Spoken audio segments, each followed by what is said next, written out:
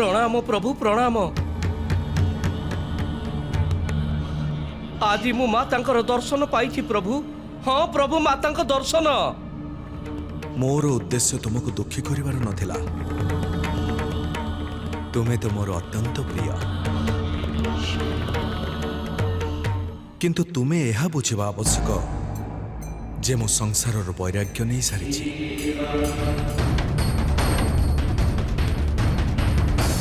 माता पिताश्री कोठी अछंती मु तांका सहित कथा हबाकू चाहूची।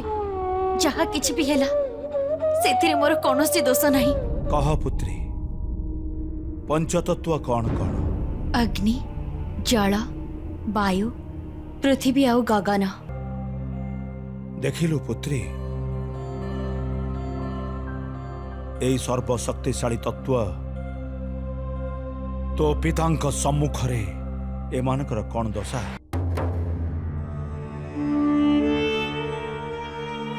तो उद्यान रे जो वृक्ष अछि जदि से मानकर कई क्षति करती तेबे तते केमिति लागिबो? बहुत कष्ट हबो पिताश्री। यार अर्थ या हैला जे तते कष्ट दबा पाई मु तो वृक्षंकर क्षति करिबी, ठीक ना? ठीक से ही परी तोर क्षति करिकी से माने मते कष्ट दबाकू चाहूछन्ति।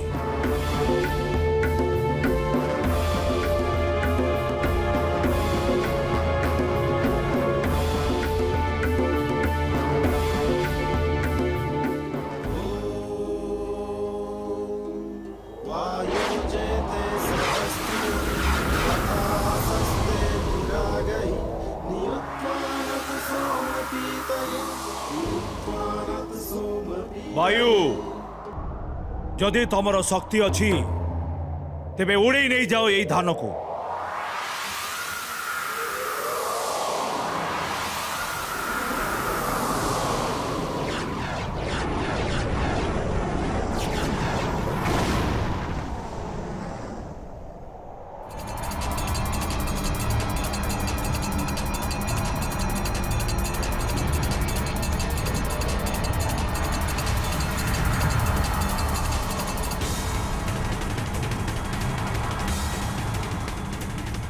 सती, एबे भी भय अछि?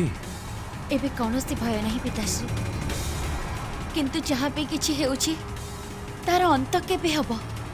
बस यह ही तो से माने चाहते जे तू क्लांत ही पड़, हारी जा, भांगी पड़। आउ जदि तू थरे स्थिर करि नऊ जे तू तांको प्रलोभन रे आसीबुनी, तांको छलना रे व्याकुल हबुनी, बस सही दिन ही सब किछि बंद हो जिवो, अटकी जिवो।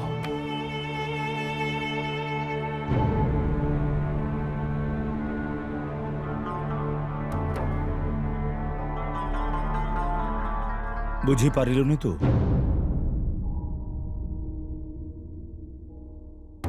मने पका से दिन जेतेबेले तू दधीची आश्रम को गलु, कौन तू निज इच्छा रे जाइथिलु?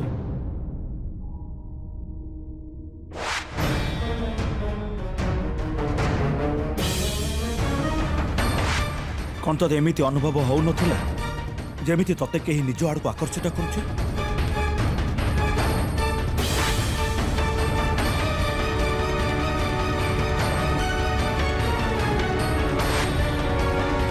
ताही तांकर चतुरता थिला।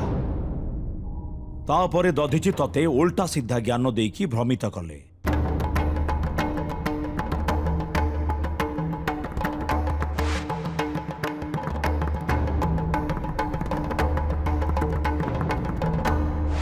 दधीची तते एते भयभीत करिकी पठेइले जे निज पितांकर सम्मान पाई तू सेई शिवलिंगर स्थापना कलु। आउ पुणी शिव प्रकट हवा जेमिति से तते ता पाखକୁ टाणी पारिबो, आकर्षित करि पारिबो निज आड़को। एमिति कि तू जतबे निजर प्रायश्चित करुथुलु से जानिथिला जे तोर मानसिक स्थिति ठीक नाही। से माने भी तार लाभ उठेइले, आउ तते भ्रमित करिबा पई ଛଳନା କରି ଚାଲିବୁ ଯେମିତି ତୁ ଭାଙ୍ଗି ପଡ଼ିବୁ।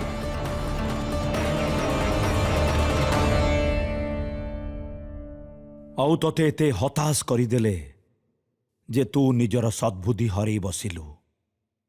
ବିଷ୍ଣୁଙ୍କ ଜାଗାରେ ଶିବ ନାଁ ଲେଖିଦେଲୁ ଆଉ ତୁ ଜାଣି ହିଁ ପାରିଲୁନି।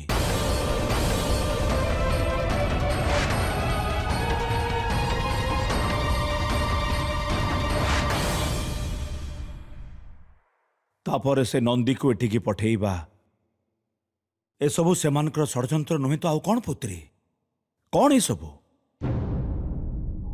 ଆପଣ ଠିକ କହୁଛନ୍ତି ପିତାଶ୍ରୀ। ସେମାନେ ଏପର୍ଯ୍ୟନ୍ତ ମତେ ମାଧ୍ୟମ କରିଥିଲେ।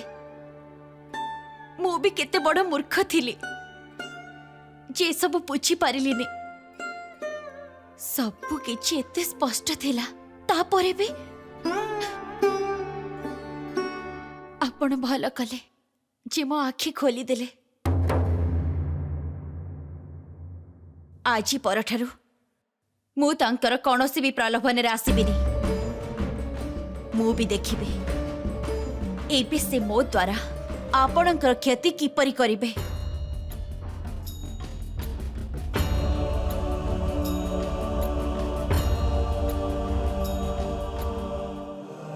ଅମାତ୍ୟ, ମୁଁ ଗୋଟେ ମହାମଣ୍ଡଳ ବୈଠକ ଡାକିବାକୁ ଚାହୁଁଛି, କିନ୍ତୁ ତା ପୂର୍ବରୁ ମହାମଣ୍ଡଳର କାର୍ଯ୍ୟକ୍ରମ ଆଉ ତାର ଉଦ୍ଦେଶ୍ୟ ବିଷୟରେ ଦେବରାଜ ଇନ୍ଦ୍ର, ଚନ୍ଦ୍ରମା ଆଉ ସପ୍ତ ଋଷିଙ୍କ ସହ ବିଚାର ବିମର୍ଶ କରିବାର ଆବଶ୍ୟକତା ଅଛି। ଏମାନଙ୍କ ସହିତ ଗୋଟେ ତତ୍କାଳୀନ ବୈଠକର ଆୟୋଜନ କରାଯାଉ।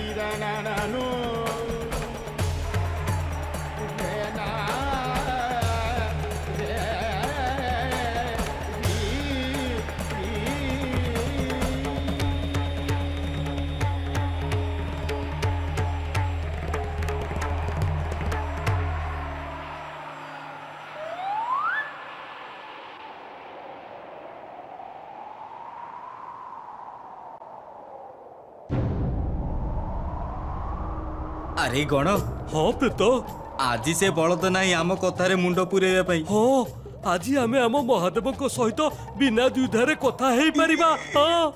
ନିସ୍ତକୋଚ? ଆରେ ମୂର୍ଖ, ନିସ୍ତକୋଚ ନୁହଁ, ନିସଂକୋଚ।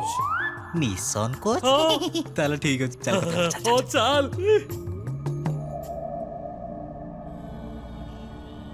ମହାଦେବ, ମହାଦେବ, ଆଜିକାଲି ନନ୍ଦୀଙ୍କର ନିଜ କାମରେ ମନ ଲାଗୁନି। ଏଇ ଦେଖନ୍ତୁ ଜଣା ନାହିଁ କୋଉଠୁ ଏ କମଳ ପୁଷ୍ପ ଆଣିକି ଏଇଠି ପକେଇ ଦେଇଛନ୍ତି। ଅଳିଆ ଅଳିଆ ଦେଖା ଯାଉଛି। ସମ୍ପୂର୍ଣ୍ଣ ଠିକ କହିଲ ଗଣ, ସମ୍ପୂର୍ଣ୍ଣ ଠିକ କହୁଛ ତମେ। ଏବେ ଖାଲି ଏମିତି ଲାଗୁଛି କି କୈଳାସର ଶୋଭା ଚାଲି ଯାଇଛି। ଏବେ ଏସବୁ ଆଣିବା କଣ ଆବଶ୍ୟକ? ଯଦି ଆଣିଲ ତେବେ ତାକୁ ଠିକ ସ୍ଥାନରେ ରଖିଥାନ୍ତ। ଆଉ କଣ, ଯେତେବେଳେ ମହାଦେବ ଥରେ କହିଦେଲେ ସେ ସଂସାର କରିବାକୁ ଚାହୁଁନାହାନ୍ତି, ତେବେ ଜଣା ନାହିଁ ସେ କାହିଁକି ପଛରେ ପଡିଛନ୍ତି। ଏ କଥା ତ ମୁଁ ବି ବୁଝିପାରୁନି। ନନ୍ଦୀ ମତେ ବହୁତ ଭଲ ପାଆନ୍ତି। ମାନେ ଆମେ ବି କଣ ହବ?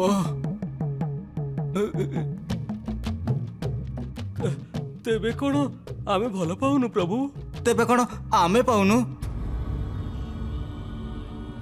ଭଲ ପାଉଛ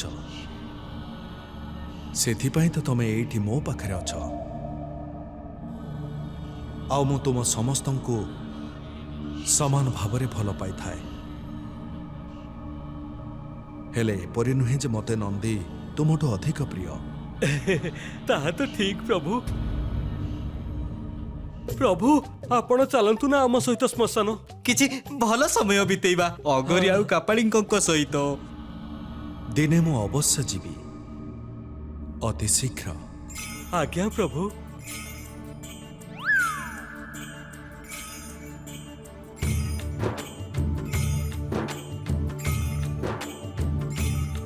ଏ ଦୁଇ ଜଣ ପୁଣି ଏଠିକି ଆସିଗଲେ। ପ୍ରଭୁ ଏ ଦୁଇ ଜଣଙ୍କର ଖାଲି ଏହା ହିଁ କାମ ଯେ କିପରି ଆପଣଙ୍କୁ ସଂସାରରୁ ଦୂରେଇ ରଖିବେ। ନନ୍ଦୀ, ଏଥିରେ ଦୋଷ ଗଣ ଓ ପ୍ରେତଙ୍କର ନୁହେଁ। ଦୁଃଖରେ ଜର୍ଜରିତ ହେଉଥିବା ସେ ମାୟାବୀ ସଂସାରରୁ କେଜାଣି କେବେଠାରୁ ମୁଁ ଦୂରେଇ ଯାଇଛି, ଆଉ ସର୍ବଦା ଦୂରେଇ ରହିବି।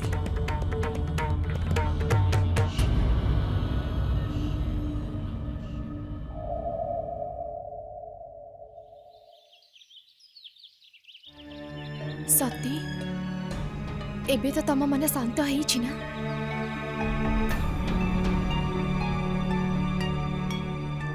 ଯେଉଁମାନେ ମତେ ମୋ ପିତାଙ୍କ ବିରୁଦ୍ଧରେ ମାଧ୍ୟମ କରିଛନ୍ତି ମୁଁ ତାଙ୍କୁ କେବେ ବି କ୍ଷମା କରିବିନି। ମୁଁ ମାନୁଛି ମୁଁ ଆକର୍ଷିତ ହେଇଯାଇଥିଲି। ସେ ଚିତ୍ର, ସେ ସ୍ୱପ୍ନ, ସେ ସବୁ ଘଟଣା ଯାହା ମୋ ସହିତ ଘଟିଥିଲା, ସେ ସମୟରେ ମତେ ଏମିତି ଅନୁଭବ ହେଇଥିଲା ଯେ କେହି ଅଛନ୍ତି ଯିଏ ମୋ ପ୍ରତି ଆକର୍ଷିତ ହେଉଛନ୍ତି। परंतु सत्य ଏହା ଯେ ସେ ସବୁ ଛଳନା ଥିଲା, ମୋ ଭାବନା ସହିତ ଖେଳ ଥିଲା। କେତେ ମୂର୍ଖ ଥିଲି ମୁଁ। ସତୀ,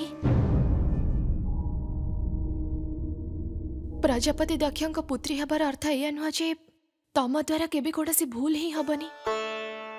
ପରନ୍ତୁ ଭୁଲ ହେଇଗଲେ ତାକୁ ସ୍ୱୀକାର କରିବା, ତାକୁ ସୁଧାରି ନେବା। ପ୍ରଜାପତି ପୁତ୍ରୀଙ୍କଠୁ ଏଇ ଆଶା ନିଶ୍ଚିନ୍ତ ରହିବ। ଆଉ ଏଇଟା ହିଁ ତମେ କରିଲ, ତେବେ ଦୁଃଖ କ'ଣ ପାଇଁ? ମୁଁ ଏବେ ଆସୁଛି।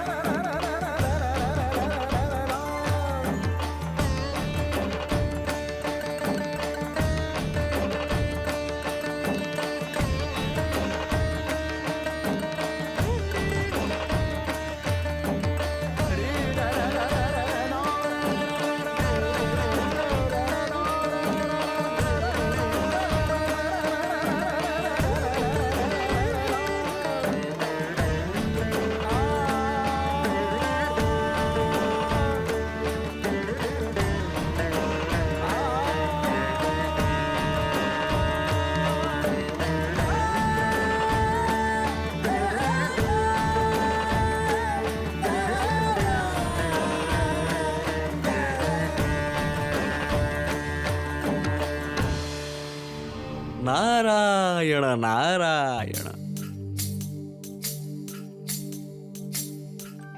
ପ୍ରଣାମ ଦେବର୍ଷି ନାରଦ। ଇଏ କେମିତିକା ବରଦାନ ମତେ ମିଳିଛି ଯାହା ଫଳରେ ଠିକ ସମୟରେ ଠିକ ଜାଗାରେ ମୁଁ ପହଞ୍ଚିଯାଏ। ମହାଦେବ ପ୍ରଣାମ।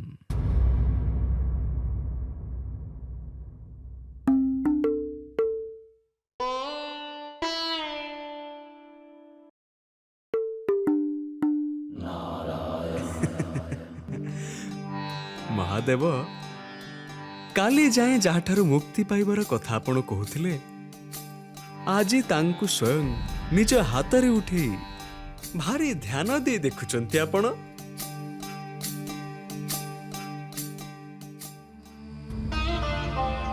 ଇଏ ଆପେ ଆପେ ଭାସି ଭାସି ଆସିଥିଲା।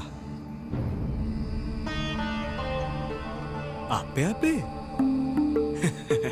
ଆପେ ଆପେ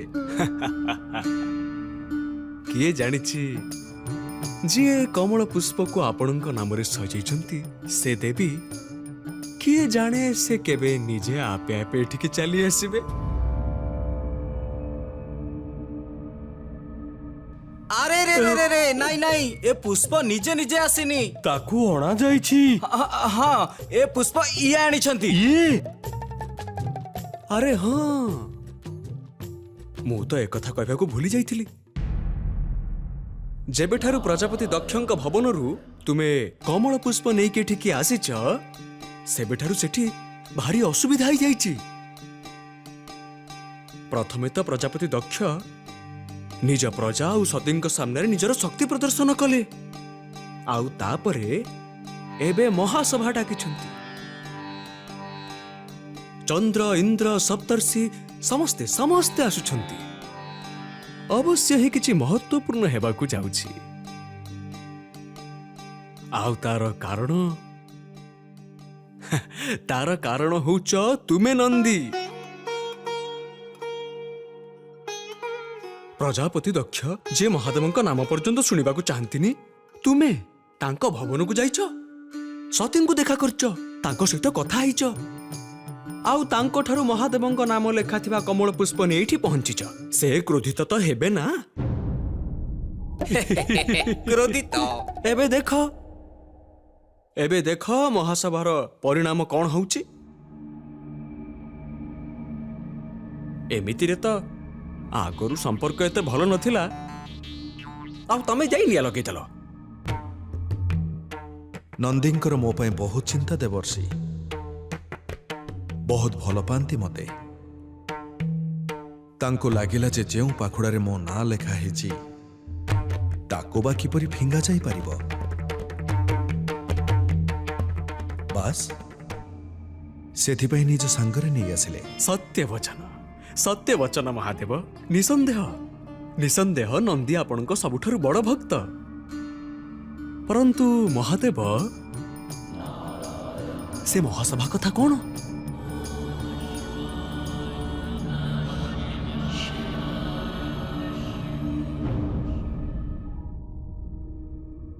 କିଛି ତ ହେଇଛି ସ୍ୱାମୀ, ନହେଲେ ଆଜି ଏପରି ଶକ୍ତିର ପ୍ରଦର୍ଶନ ନଗରବାସୀଙ୍କ ସମ୍ମୁଖରେ, ସତୀ ସମ୍ମୁଖରେ,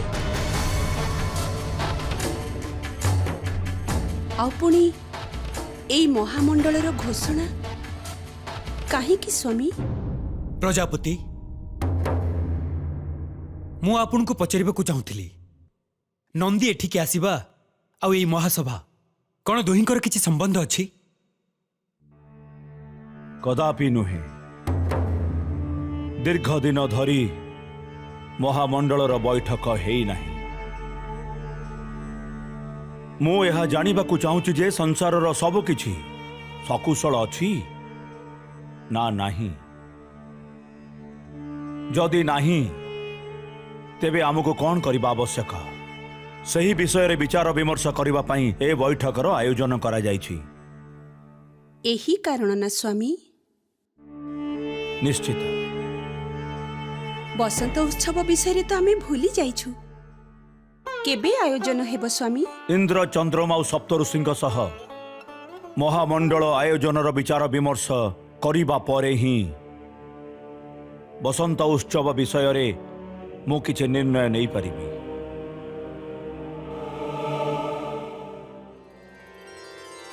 ପିତାଶ୍ରୀ ଏଥର ମହାମଣ୍ଡଳ ବୈଠକର ସମସ୍ତ ପ୍ରବନ୍ଧ ମୁଁ କରିବି। କୌଣସି ବି ସମାରୋହର ଆୟୋଜନ ତୋ ବିନା ସମ୍ଭବ ହେଇ ହିଁ ପାରିବନି। ଅବଶ୍ୟ ହିଁ କର, ନିଜ ଭଉଣୀମାନଙ୍କ ସହିତ ମିଶିକି କର। ଆରେ ହଁ, ଭଉଣୀ କଥାରୁ ମନେ ପଡ଼ିଲା, ମୁଁ ଅମାତ୍ୟକୁ କହିଥିଲି ଯେ ଇନ୍ଦ୍ର, ଚନ୍ଦ୍ରମା ଓ ସପ୍ତ ଋଷିଙ୍କୁ ଡାକିବା ପାଇଁ, ଯେମିତି ମୁଁ ସେମାନଙ୍କଠାରୁ ମହାମଣ୍ଡଳର ବିଷୟରେ ବିଚାର ବିମର୍ଶ କରିପାରିବି। ଆଉ ଦେଖିବ, ଚନ୍ଦ୍ରମାଙ୍କୁ ଯେଉଁ ନିମନ୍ତ୍ରଣ ଯିବ ସେଥିରେ ଏହା ସ୍ପଷ୍ଟ ରହିବ ଯେ ରୋହିଣୀ ଆଉ ରେବତୀ ଅବଶ୍ୟ ହିଁ ସାଥିରେ ଆସିବେ। ଅନ୍ୟଥା ମୋ ଦୁଇ ପୁତ୍ରୀ ମୋ ଉପରେ ଅଭିମାନ କରିବେ। ତେବେ ତ ବହୁତ ଆନନ୍ଦ ହବ। ଆମେ ସମସ୍ତେ ଭଗିନୀ କେତେ ଦିନ ପରେ ଏକା ସାଥିରେ ଦେଖା ହବୁ।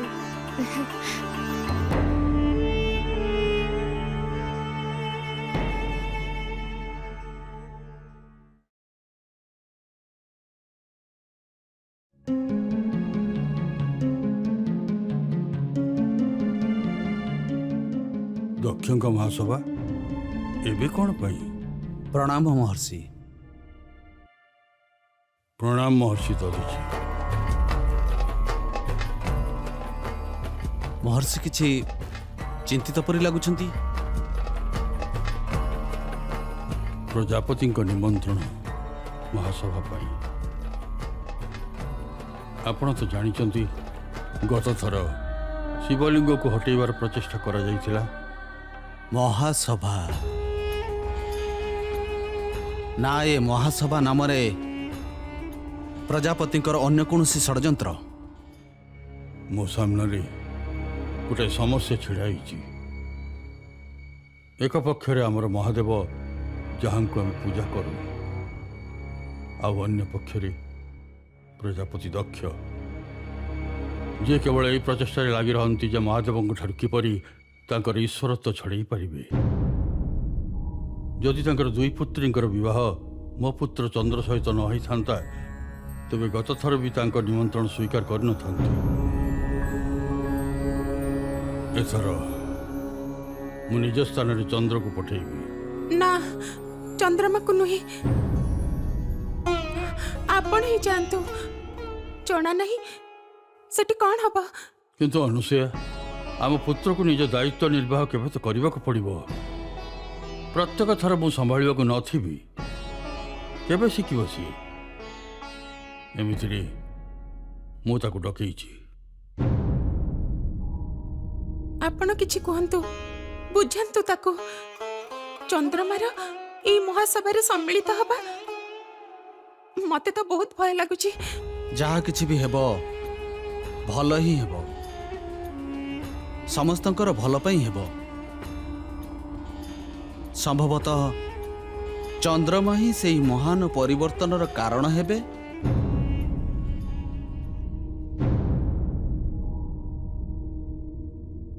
ସେଇଠି ସେଇଠି ତାକୁ ଭଲ ଭାବରେ ରଖନ୍ତୁ। ଏଠି ଦେବରାଜ ଇନ୍ଦ୍ର ବିରାଜମାନ ହେବେ, ସେଠି ସପ୍ତର୍ଷି, ଆଉ ଏଠି ଚନ୍ଦ୍ରମା। ମନେ ରଖିବେ, ତାଙ୍କ ପାଖରେ ଶୀତଳ ଜଳ ନିହାତି ରଖିବେ। ସତୀକୁ ଏପରି ଦେଖି କେତେ ଭଲ ଲାଗୁଛି ନା ସ୍ୱାମୀ। ଏମିତି ଲାଗୁଛି ମୋ ସତୀ ସତରେ ବଡ଼ ହେଇଗଲାଣି।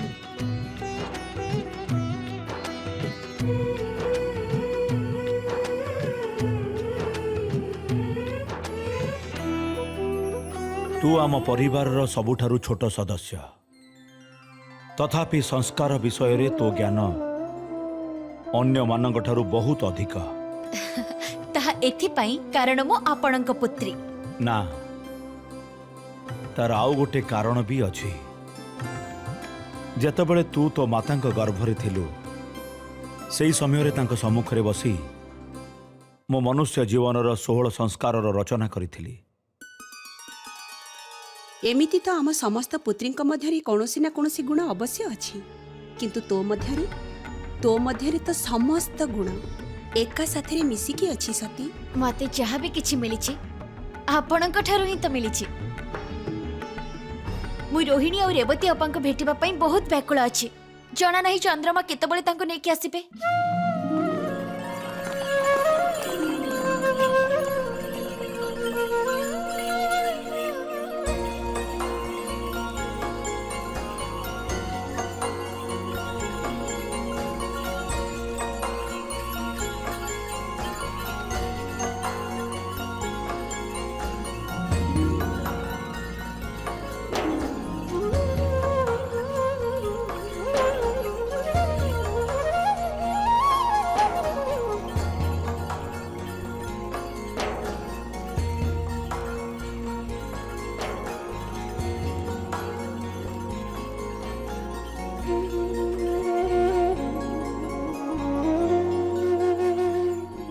केउ विषय चिंता करूछन्ती आपण? तुम पितांकर निमंत्रण मु एकथा बुझी पारुनी।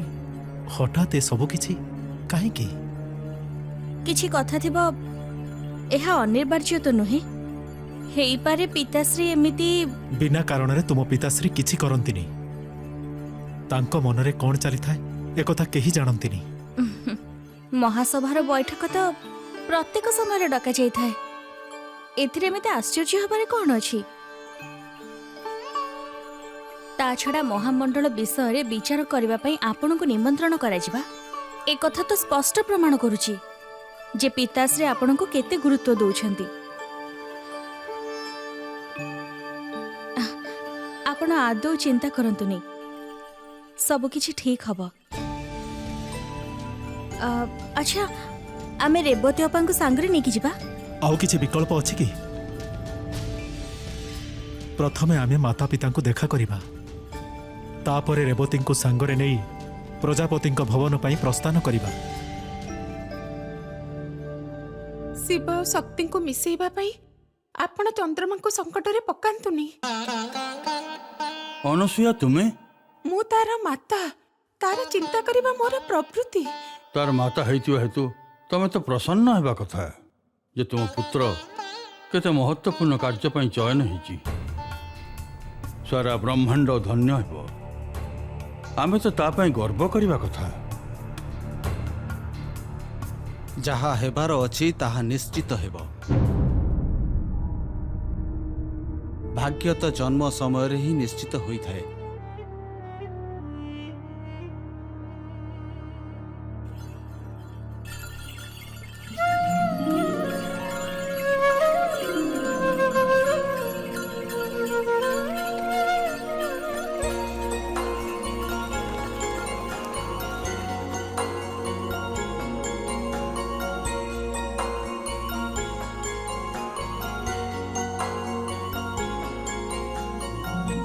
प्रणाम।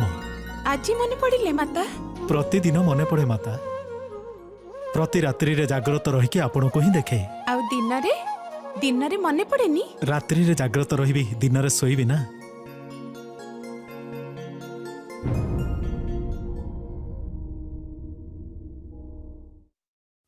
कौन हिची माता? किछि कथा अछि? आपण माने मते किछि लुचौचंती? किछि नुहे। आस बस।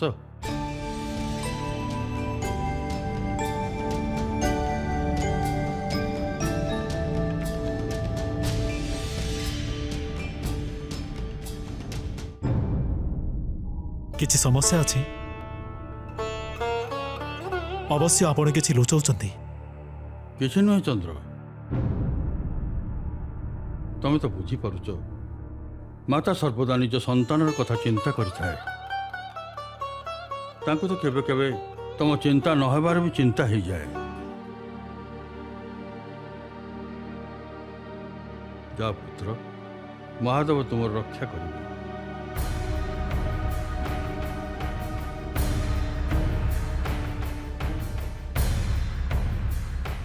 आज्ञा दियंतु। रुह मु एबे आसुची।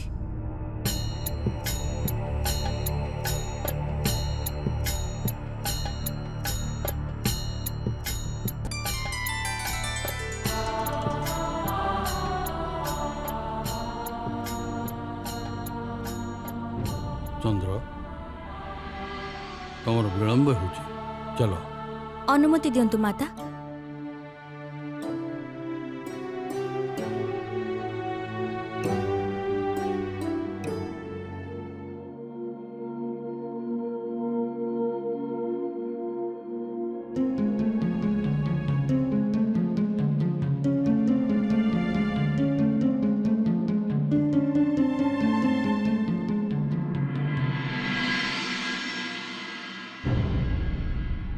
ତାକୁ ସଚେତନ କରି ଦେଇଥିଲେ କଣ ହେଇଥାନ୍ତା? ଗୋଟେ ସଂକେତ ତ ଦେଇ ପାରିଥାନ୍ତେ। ଆସିବାକୁ ଯାଉଥିବା ସମସ୍ୟାର ସାମ୍ନା କରିବା ପାଇଁ ପ୍ରସ୍ତୁତ ହେଇ ରହିଥାନ୍ତା। ଅନସୂୟା, ମୁଁ ତୁମ ଭାବନାକୁ ବୁଝିପାରୁଛି। ସେ ମୋର ବି ପୁତ୍ର, ଆଉ ଯେତିକି ଚିନ୍ତା ତମର ଅଛି ସେତିକି ମୋର ବି ଅଛି। ଜାଣିଛ କାହିଁକି?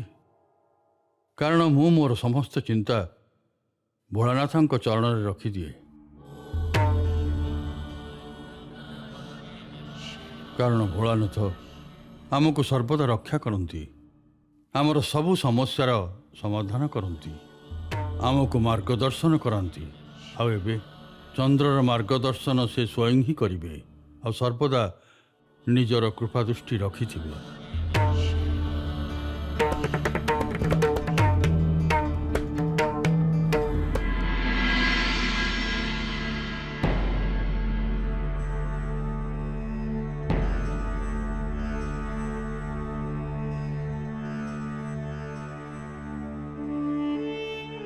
ଆପଣ ତ ଜାଣିଛନ୍ତି କାଲି ମହାସଭାରେ ମୁଁ ଯାହା ଘୋଷଣା କରିବାକୁ ଯାଉଛି ତା ପଛରେ କେତେ ବଡ଼ କାରଣ ଅଛି।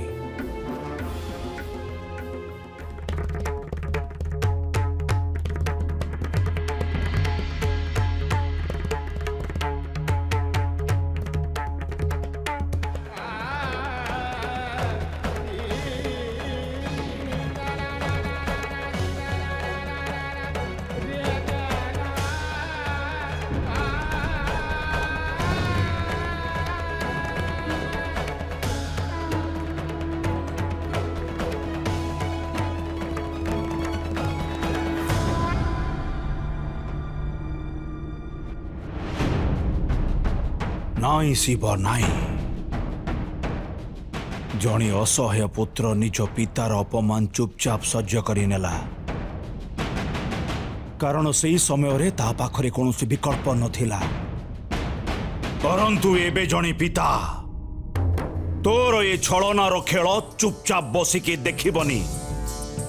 ନିଜ ପୁତ୍ରୀର ରକ୍ଷା ପାଇଁ ମୁଁ ତୋ ନାଁ, ତୋ ବିଚାର ଧାରା ଆଉ ତୋର ଦର୍ଶନ ଶାସ୍ତ୍ର ସବୁ କିଛି ଧୂଳିସାତ କରିବାକୁ ଯାଉଛି। ଯଦି ତୋ ମଧ୍ୟରେ ସାହସ ଅଛି ଆଉ ଶକ୍ତି ଅଛି ତେବେ ଆସ ଆଉ ଅଟକା ମତେ।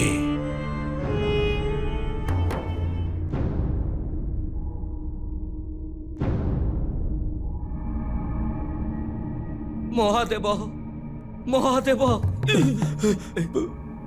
ମହାଦେବ, ମହାଦେବ। ଏ ଗଣ ହଁ ପ୍ରେତ, କଣ ହେଇଛି ନନ୍ଦିର?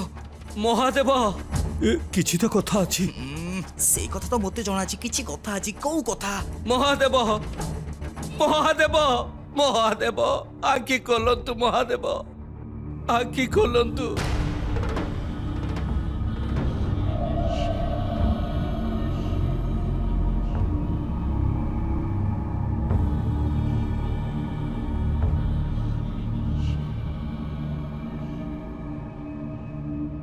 କଥା କ'ଣ ନନ୍ଦୀ? ଉଠ ଆଉ କୁହ ଯେ କ'ଣ ହେଇଛି?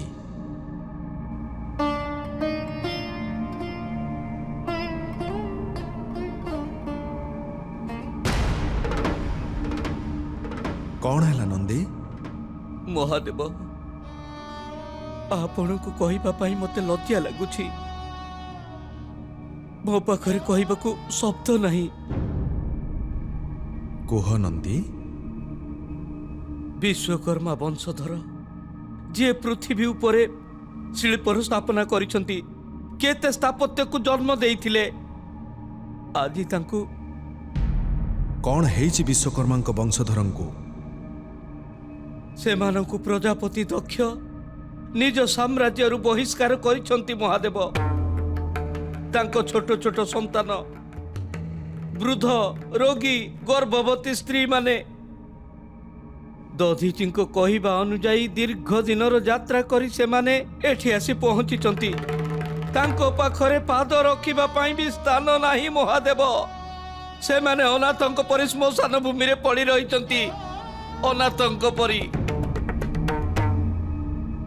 ବିଶ୍ୱକର୍ମାଙ୍କର ଯେଉଁ ବଂଶଧରମାନେ ଜୀବନକୁ ସହଜ, ସୌମ୍ୟ ଆଉ ସୁନ୍ଦର କରିଲେ, ଆଜି ଏହି ଧରିତ୍ରୀରେ ତାଙ୍କ ପାଇଁ କୌଣସି ସ୍ଥାନ ରହିବନି। ଏମିତି କଦାପି ହେଇପାରିବନି। ଯାଅ ନନ୍ଦୀ, ସେମାନଙ୍କ ଆତିଥ୍ୟତାର ବ୍ୟବସ୍ଥା କର। ମୁଁ ସ୍ୱୟଂ ସେମାନଙ୍କୁ ଭେଟିବାକୁ ଯିବି। ଆଜ୍ଞା ମହାଦେବ।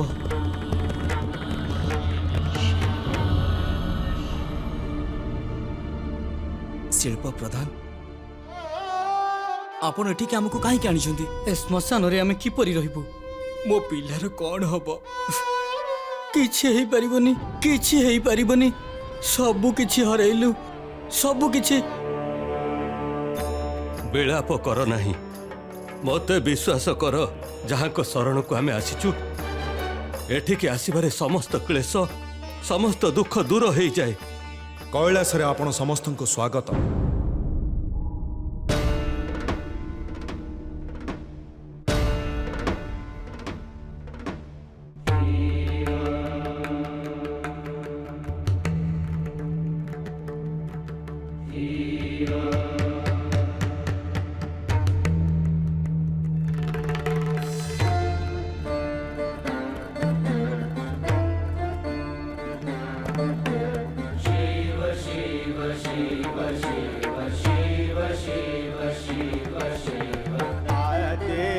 अनंत शिव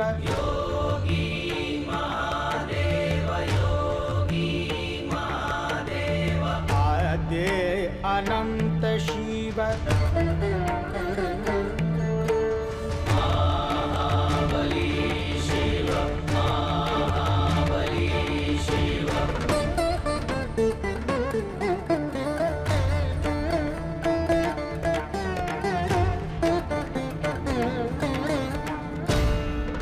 ଆପଣମାନଙ୍କ ସହ ଯାହା କିଛି ବି ହେଇଛି ତାହା ହେବା ଉଚିତ ନୁହଁ, କିନ୍ତୁ ଯାହା ହେଇସାରିଛି ସେଥିପାଇଁ ଆପଣମାନଙ୍କୁ ଦୁଃଖୀ ହେବାର ଆବଶ୍ୟକତା ନାହିଁ। ପ୍ରଭୁ, ଆପଣଙ୍କ ଦର୍ଶନ ପାଇ ଆମେ ଧନ୍ୟ ହେଇଗଲୁ।